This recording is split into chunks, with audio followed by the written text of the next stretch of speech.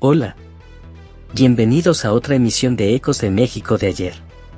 En esta edición, daremos un nostálgico paseo por algunos momentos y recuerdos de la década de los 80.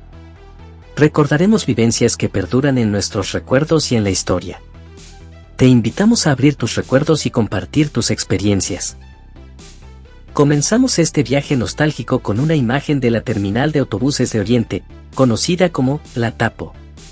En la década de los 80, esta terminal estaba prácticamente nueva, ya que fue inaugurada en 1979 y diseñada por el arquitecto Juan José Díaz Infante.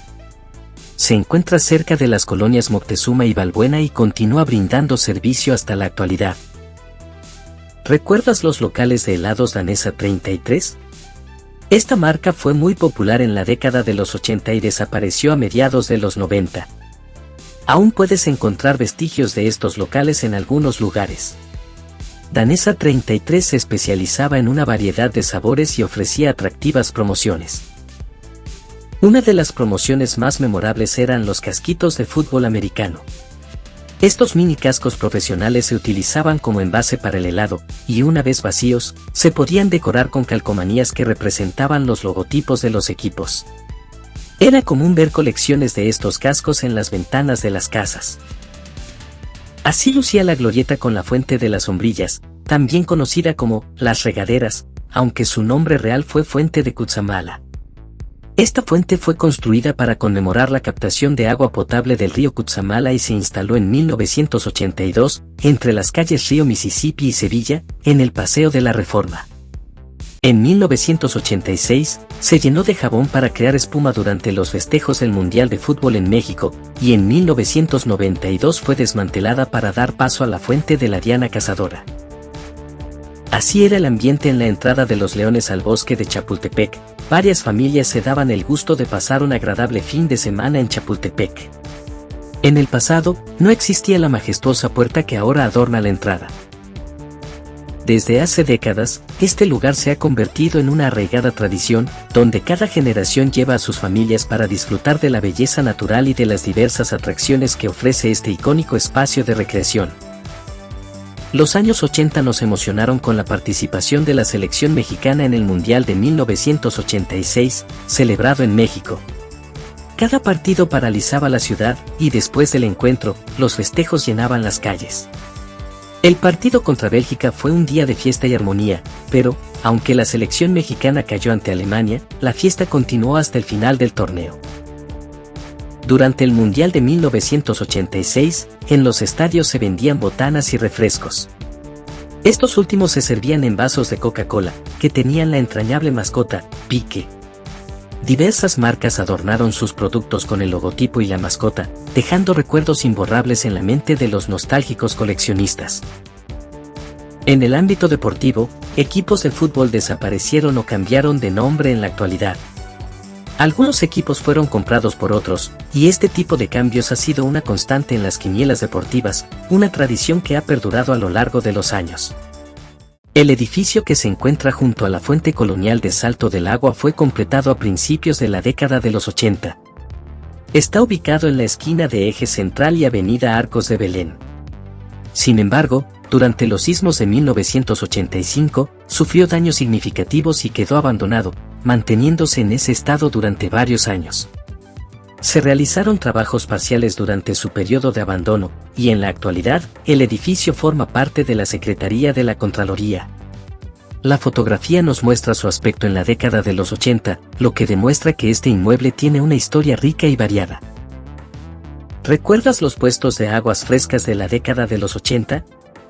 Aunque aún es común encontrar este tipo de puestos, en los años 80 eran extremadamente populares.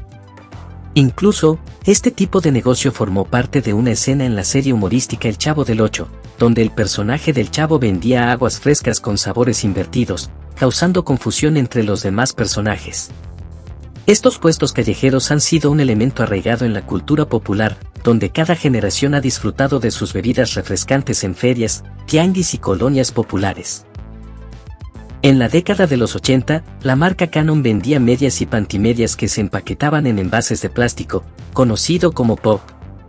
Estos productos presentaban los típicos colores que se veían en los años 70 y principios de los 80, La popularidad de este producto se debió a su precio accesible y su variedad en tonos y estilos.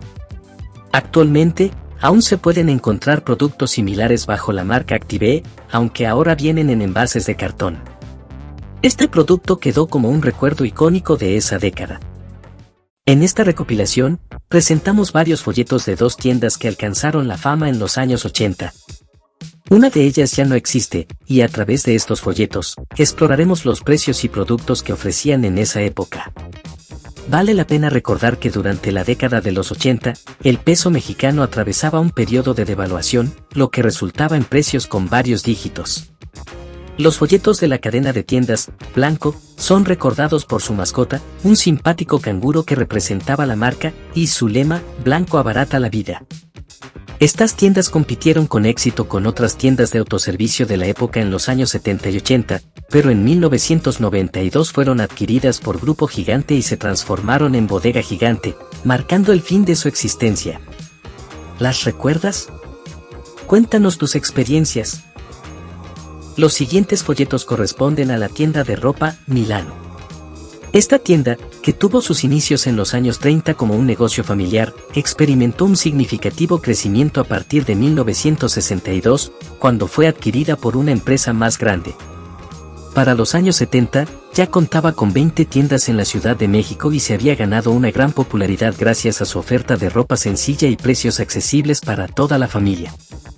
Milano compitió exitosamente con tiendas como Zara, y en la actualidad, continúa siendo una opción de compra popular con un crecimiento constante en sucursales y variedad de ropa. La fotografía muestra la glorieta de los Insurgentes a principios de los años 80, desde una vista elevada. En ese tiempo, la Ciudad de México estaba experimentando un crecimiento constante, convirtiéndose en la metrópolis que conocemos hoy. La imagen permite observar las colonias Roma, Condesa y Juárez. La glorieta de los Insurgentes se cruza con Avenida Chapultepec y otras vialidades importantes, convirtiéndola en una zona transitada tanto por automóviles como por personas, y continúa siendo un lugar muy concurrido en la actualidad al conectar diversas zonas de la Ciudad de México. ¿Recuerdas estos productos de tu tienda favorita de la esquina? Estas tiendas han sido parte de nuestras vidas durante décadas, donde solíamos comprar nuestras golosinas favoritas, pastelitos, frituras y dulces. Además de los alimentos, las mamás solían surtirse de materiales para la comida y el hogar en estos establecimientos. Algunas de estas tiendas han perdurado a lo largo de los años, y lo único que ha cambiado en ellas son las generaciones que las atienden. Muchos niños solían comprar en la tienda de la esquina, y ahora llevan a sus propios hijos a comprar allí.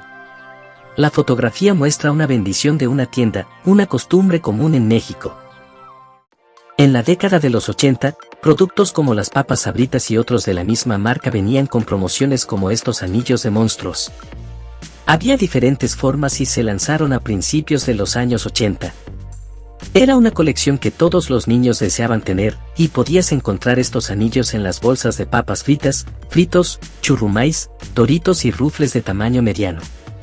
Las piezas eran de diferentes colores y hoy en día son objetos de colección muy buscados, llegando a alcanzar precios bastante elevados. La década de los 80 fue una época de mucha controversia en la política. En 1988, Carlos Salinas de Gortari fue elegido presidente de México. Durante su mandato, su gobierno enfrentó una serie de controversias y desafíos. El periódico, La Prensa, informaba sobre el inicio de su presidencia electa bajo el lema, Primero México. Sin embargo, con el tiempo, Salinas de Gortari se convirtió en un personaje controvertido y polémico, siendo acusado de diversas cuestiones que afectaron al país. La fotografía nos muestra el Hotel Versalles en la década de los 80. Este hotel estaba ubicado en la calle del mismo nombre, en la esquina con General Prim en la colonia Juárez. Era un típico hotel de la zona que contaba con 180 habitaciones, un bar y restaurante con música en vivo. Tenía un estilo clásico y bohemio que lo hacía característico. Sin embargo, en el terremoto de 1985, el edificio colapsó por completo, cobrando la vida de varias personas y dejando a varios heridos. En la actualidad, el lugar está ocupado por una funeraria de prestigio, y solo a través de fotografías podemos conocer cómo era este icónico hotel. Los juegos de feria han existido durante muchos años, y en los años 80, fueron una fuente de diversión para jóvenes y familias.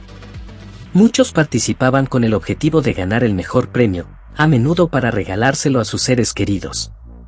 No solo los jóvenes participaban, sino que familias enteras intentaban llevarse algún premio. Existían varios tipos de juegos, como el tiro al blanco, lanzar una pelota en un número específico, pescar peces de porcelana o barro con el número más alto, y otros desafíos. ¿Recuerdas alguno de estos juegos? Si es así, comparte tus recuerdos. A día de hoy, estas atracciones continúan existiendo y siguen siendo una fuente de entretenimiento para muchas personas.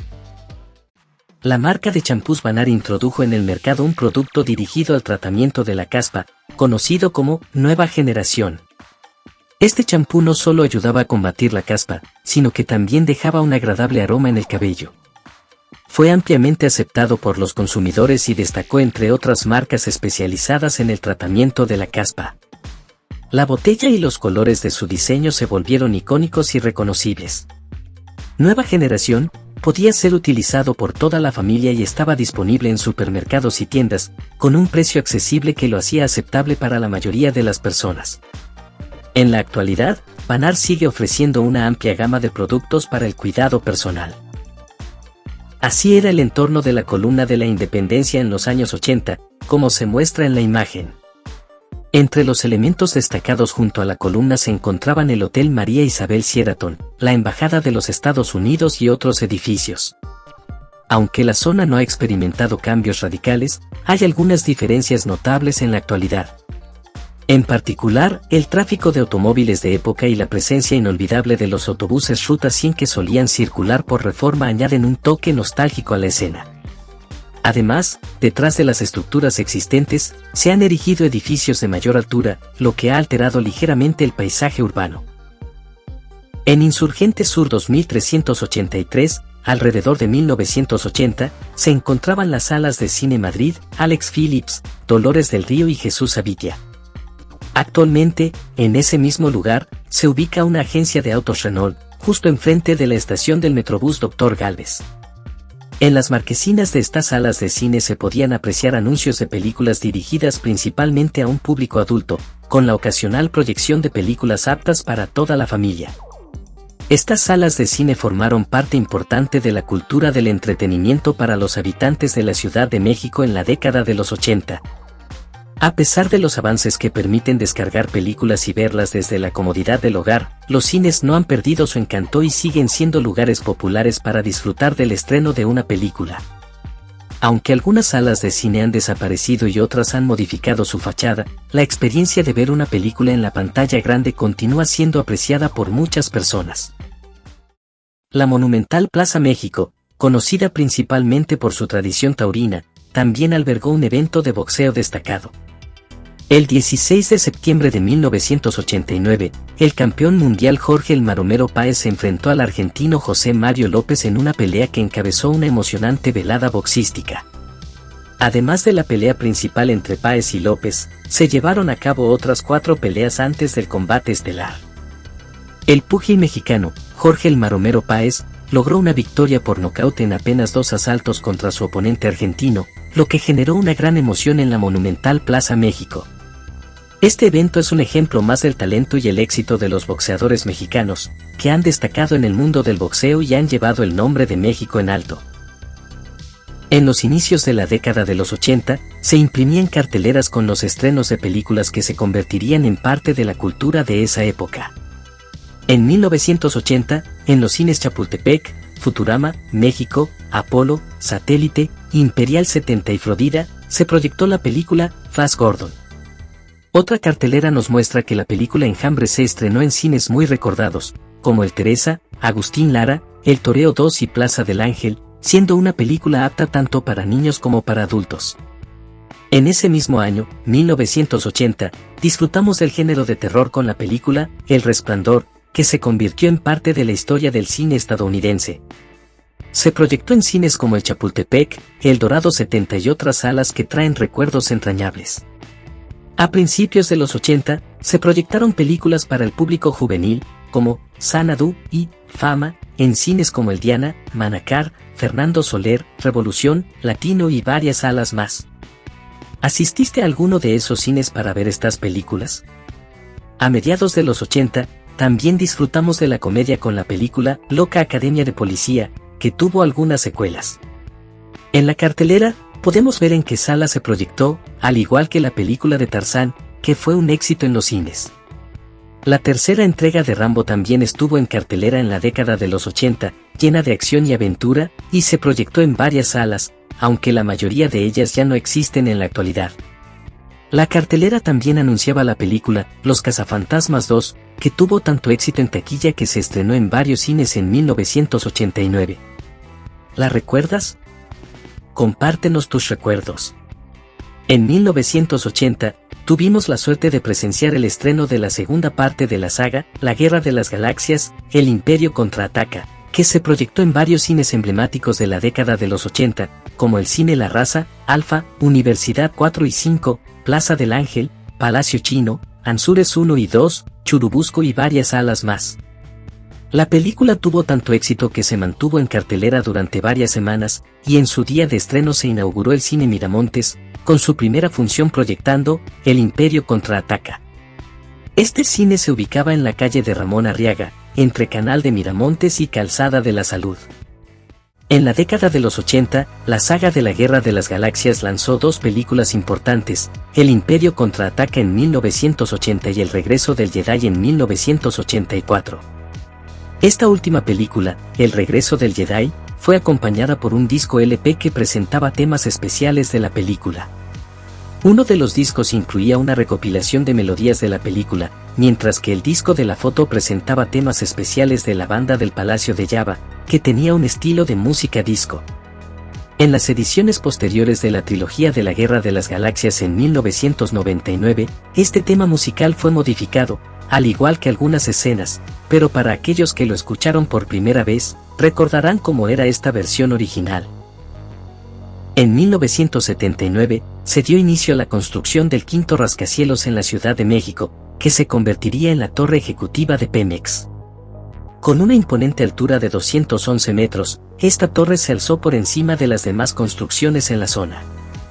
Fue en 1984 que se completó la obra, bajo la dirección del ingeniero Roberto Ramírez Guevara. En ese momento, se convirtió en el edificio más alto de México, superando incluso a la Torre del Hotel de México, que hoy en día es conocida como el Centro Mundial del Comercio. La torre ejecutiva de Pemex mantuvo este título durante 19 años, hasta que en 2003 fue superada en altura por la Torre Mayor. La gráfica nos muestra el proceso de construcción de esta emblemática estructura. Esta escena callejera nos sitúa en la intersección del eje central Lázaro Cárdenas y el viaducto Miguel Alemán. Al fondo y a la derecha, se alcanza a ver una parte del edificio de la Secretaría de Comunicaciones y Transportes. En la fotografía, se observa un trolebús de la década de los 80 deteniéndose en la parada para recoger a pasajeros que esperan en el parabús. El ambiente se completa con otros automóviles de la década, lo que nos brinda una visión de cómo era la vida en los años 80. Esta instantánea captura una imagen de la cotidianidad y la movilidad de la época en la Ciudad de México. El IBM PC de 1981 fue un hito en la historia de la informática. A pesar de no contar con un disco duro y tan solo 64 KB de RAM, junto con una o dos unidades de disco flexible de 5 1/4 de una sola cara, y un monitor de fósforo verde que podía resultar incómodo para la vista, este ordenador sentó las bases que cientos de fabricantes de todo el mundo respetarían al construir sus equipos y periféricos. En ese momento, en México, eran muy escasas las personas que tenían acceso a este tipo de tecnología, ya que las computadoras todavía no eran muy conocidas en el país. Esto contrasta con la situación actual, en la que las computadoras se han convertido en un artículo de necesidad en México y en todo el mundo, en lugar de ser un lujo. Así lucía el Hotel El Diplomático a principios de la década de los 80. Este hotel se encuentra ubicado en Insurgente Sur, casi en la esquina con Porfirio Díaz, a pocos pasos del Parque Hundido. El hotel abrió sus puertas en 1959 y mantuvo su fachada original hasta la década de los 90, cuando se realizaron modificaciones en su aspecto. El Hotel El Diplomático gozaba de una excelente reputación y era ampliamente recomendado en agencias de viajes y revistas de turismo. Su ubicación privilegiada en una zona prestigiosa de la ciudad lo hacía especialmente atractivo para los visitantes. En la imagen de 1980, se muestra una de las muchas máquinas expendedoras de leche de Conasupo que estaban distribuidas por todo el país en ese periodo. El funcionamiento de estas máquinas era sencillo. Al unirse a la fila, los encargados del lugar intercambiaban billetes de 1,000 pesos, antes de que se les quitaran 3 ceros, por fichas metálicas especiales diseñadas para las máquinas. Luego, se colocaba un bote de 4 litros dentro de la máquina, se depositaban las fichas correspondientes en la ranura y se presionaba el botón de la máquina. Todas las máquinas funcionaban simultáneamente hasta que los botes estaban llenos. No fue hasta la década de los 90 que estas máquinas fueron retiradas y reemplazadas por bolsas de leche. En el primer año de la década de los 80, los cuentos de los señordones fueron una de las interesantes publicaciones de la editorial Novaro. Esta editorial, orgullosamente mexicana, se especializó en la publicación de una amplia variedad de historietas de distintos géneros, así como libros culturales, educativos, didácticos, novelas de aventuras y ciencia ficción, álbumes de estampitas, libros para colorear, juegos interactivos, diccionarios y enciclopedias desde su fundación en 1951. Los cuentos de los señordones presentaban una serie de personajes únicos, cada uno con características especiales y una historia propia por contar. En total, se lanzaron 43 minicuentos que estuvieron disponibles para su compra. Aunque esta serie de historietas se originó en 1971, llegaron a México en 1981 tras ser traducidos al español. Los cuentos se destacaban por sus hermosas ilustraciones y se convirtieron en objetos de colección apreciados. Hoy en día, algunos afortunados aún conservan sus colecciones de estos entrañables cuentos y sus queridos personajes. La iglesia de San Hipólito, conocida en la actualidad como la de San Judas Tadeo, se encuentra ubicada en la avenida Hidalgo y Reforma. En el pasado, esta iglesia tenía solo una hermosa torre con un reloj en lo alto. Este santuario es el lugar de reunión de fieles que se congregan cada día 28 de cada mes para celebrar al santo. Sin embargo, el 28 de octubre es el día más importante, ya que fieles de todas partes se reúnen para celebrar su fiesta patronal. En la década de los 80, no se congregaba tanta gente como en la actualidad. Con el crecimiento de la población, el número de creyentes que visitan este lugar ha aumentado. En esa época, también había librerías donde se podían adquirir los libros requeridos para la educación en las escuelas. Actualmente, el lugar ha experimentado pocos cambios y sus tradiciones se mantienen vivas. La imagen captura el paradero de la extinta Ruta 100, donde las personas hacen fila para abordar el autobús de esta ruta en la estación del Metro Universidad. Desde este lugar, partían varias rutas de autobuses con diferentes destinos en la Ciudad de México. Así como este paradero, existen varios en toda la ciudad. Estas imágenes nos evocan recuerdos de cuando utilizábamos estos servicios de transporte público. En la actualidad, aunque aún existen paraderos similares, los autobuses son diferentes y pertenecen a otras empresas. ¿Alguna vez tuviste la oportunidad de hojear uno de estos catálogos de juguetes de la marca Lili Ledy? En cada temporada navideña y de Reyes, se publicaban estos catálogos para que los niños pudieran elegir qué regalos deseaban que Santa Claus o los Reyes Magos les trajeran. En estos catálogos, se exhibían los juguetes que estaban de moda en esa época, ofreciendo una amplia variedad de modelos para niñas y niños.